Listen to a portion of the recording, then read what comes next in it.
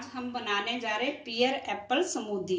इसके लिए हमने लिया एक पियर, एक सेब, शहद, शहद की जगह आप चीनी ले सकते हो, दूध और आइस क्यूब।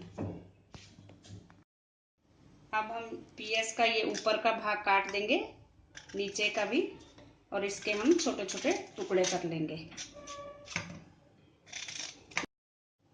ये बीच के बीज भी निकाल देंगे इस तरह से।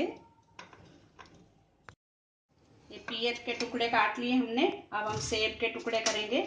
सेब का जो है हम छिलका उतार लेंगे और इसका ये बीच का बीज निकाल देंगे।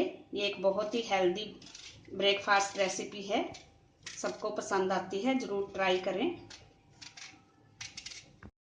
ये सेब के हमने टुकड़े कर लिए हैं, इसका छिलका उतार दिया। अब इसको मिक्सी के जार में डालेंगे। अब इसमें डाल देंगे शहद, आइस क्यूब डालेंगे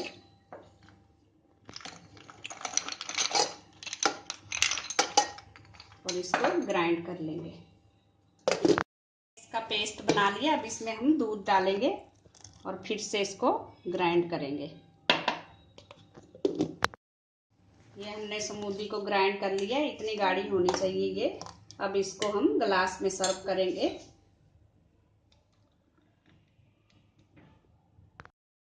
हमारी पियर और एप्पल की स्मूदी पीने के लिए तैयार है।